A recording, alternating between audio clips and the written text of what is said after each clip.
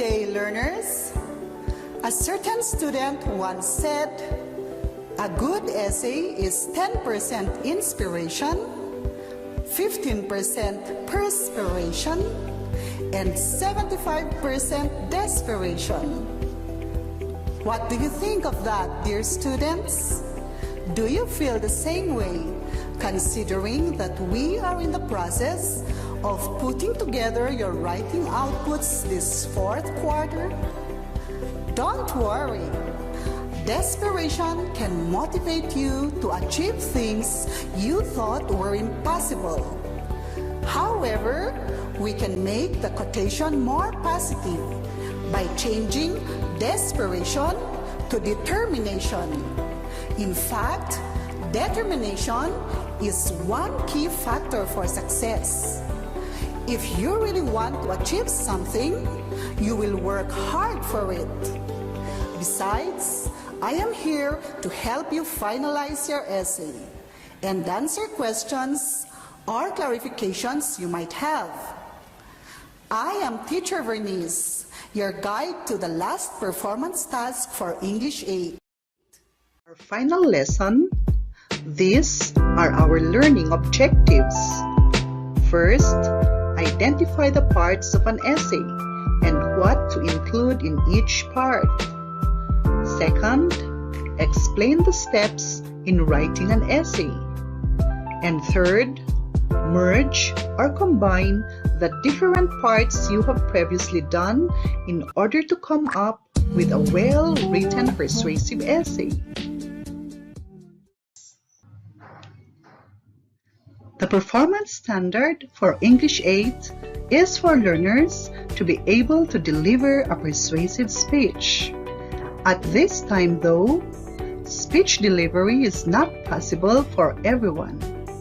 Thus, we will instead compose or write a good essay by making use of your past performance tasks. Speech delivery can be optional for those who are able to do it. Of course, they will be given extra points for that. An essay is not new because you have learned about it in the previous grades. In fact, we learned in Module 3 of Quarter 3 that there are different kinds of essays. For our final lesson, we will focus on persuasive essay. Look at the slide and read aloud our primary goal in writing this kind of article. If you said, to persuade others to agree with you and follow your suggestions, you are correct. Can you recall the parts of an essay? The first one is the introduction, which must introduce the topic through a thesis statement. At the same time, it should capture the reader's interest to continue reading. It could be comparable to the top bun of a yummy burger which beckons you to bite and enjoyably eat it as soon as you can. May I emphasize what a thesis statement is? It must be made up of a topic plus your opinion as a writer. For instance, do you think smoking is a thesis statement? It is a topic. But when you say, smoking makes life difficult, it becomes a thesis statement because it reflects the writer's opinion or stand about smoking. To capture the interest of the readers, here are some ways to start your introduction. A quotation or saying related to your topic can stimulate your reader's interest. United we stand, divided we fall can be used for what topic? If you said teamwork or cooperation, that would be right. A general fact could be a startling statement that motivates us to continue reading. It may also include statistics about the topic. On the other hand, an anecdote is a humorous incident or personal experience related to your topic. Aside from those mentioned already, Here are other attention grabbers you could choose from. Be careful with humorous remarks or jokes so that you will not offend your readers or listeners. Avoid green jokes or anything that could insult someone in your audience. The body of your persuasive essay should contain the most important reasons to persuade your readers to believe in your thesis statement. Just like the fillings or what is between the buns of a burger, your arguments should be selected and presented very well in order to achieve your purpose. The body discusses the topic using details, supports the thesis, and it should be written in an organized manner. So how do you present your ideas in the body? You can use examples or descriptions to make your point, and analogies or comparisons for emphasis. Since we are writing a persuasive essay, we are going to make use mostly of reasons. Based on your outlines, you need to write 3 paragraphs explaining your 3 arguments to support your thesis statement. In the process of writing the body, remember to make use of transition signals or cohesive devices to present your ideas more clearly and naturally. We have learned about these grammatical signals in 2 other previous lessons, but do refer to your notes or modules if you need a short review. Now, we have reached the final part of the essay. The conclusion is a restatement of the important points you wrote in the body, along with a call to action. Be clear on what you would like your readers to do or believe in after reading your work. In our illustration, it might be comparable to the burger's base or bottom bun that holds together all the other parts. After discussing the parts of an essay, let's now proceed to the steps in essay writing. We already have started doing steps 1 and 2 in the 3rd quarter. We have begun steps 3 and 4 in the earlier modules of quarter 4. Only the last step and perhaps more editing is left. Let's have a brief review of the steps. In quarter 3, module 6, our lesson was on various types of speech. You were asked to think of a topic that is persuasive in nature and that you would really like to write about. Most of your topics were accepted, but others had to change because what they chose was more informative or demonstrative in nature. Step 2 is the performance task in quarter 3, module 6. You are required to make an outline of your topic. This is a very important part because you will always refer to it when writing the different parts. Always have your outline checked before proceeding so that you will not waste time, effort, and other resources.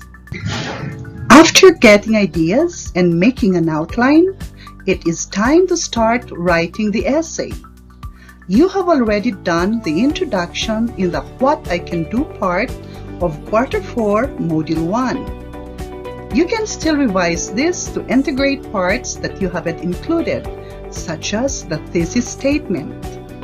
Don't focus on spelling and grammar as you write your draft, especially the body. Include your What I Can Do outputs in the past modules of this quarter. In other words, put together your past outputs to form your rough draft. Step 4 is revising and editing the draft. If there are parts of the content that you need to change, this is the time to do it. Revision comes first before editing. Revise the content and rearrange the order of your arguments or reasons in the body if you need to.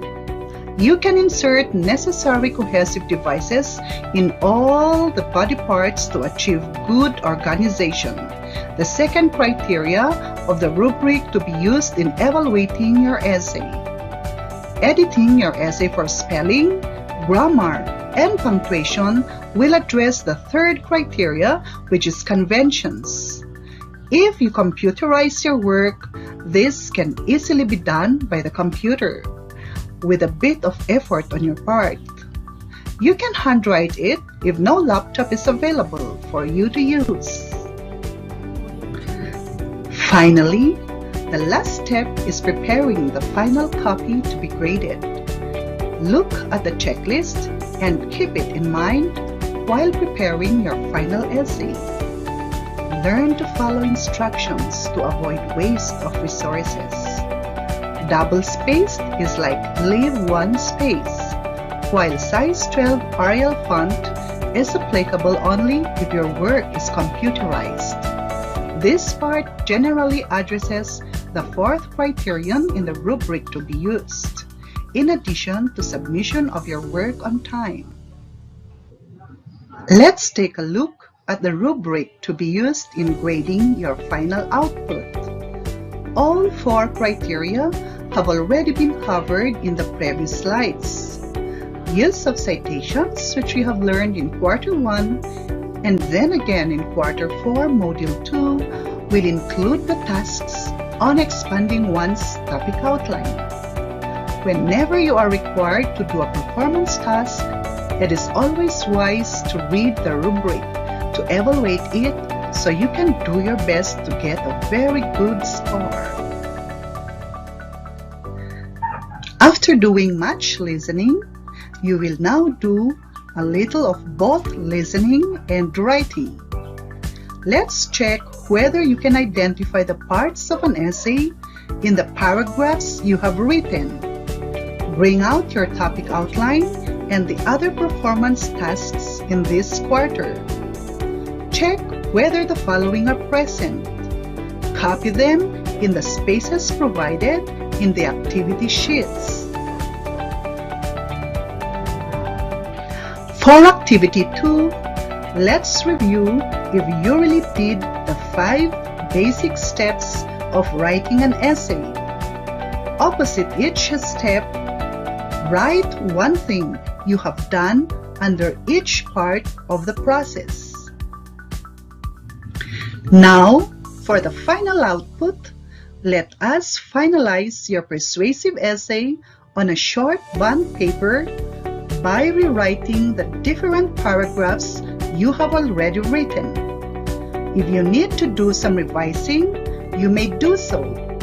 Remember to use transition signals when you revise your work. Underline at least 7 different transition signals that you used to make your essay more effective. Be guided by the rubric included in your activity sheet. Now, stop the video and do this final task.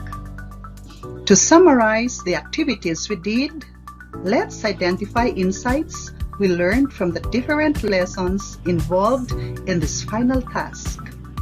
On the first column are some of the topics we discussed.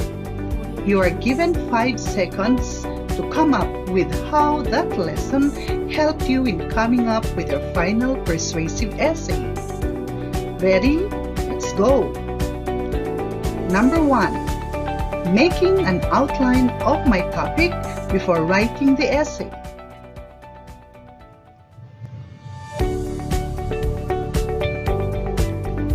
Did you get it guides you in writing the important points of your essay? Number 2. Expanding my outline using sources. This is on citations.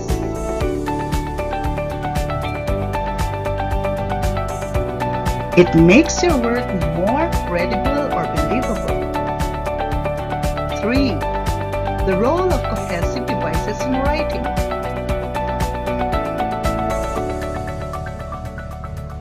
It organizes your ideas and adds emphasis and clarity to your writing. And the fourth, writing a draft before finalizing your essay.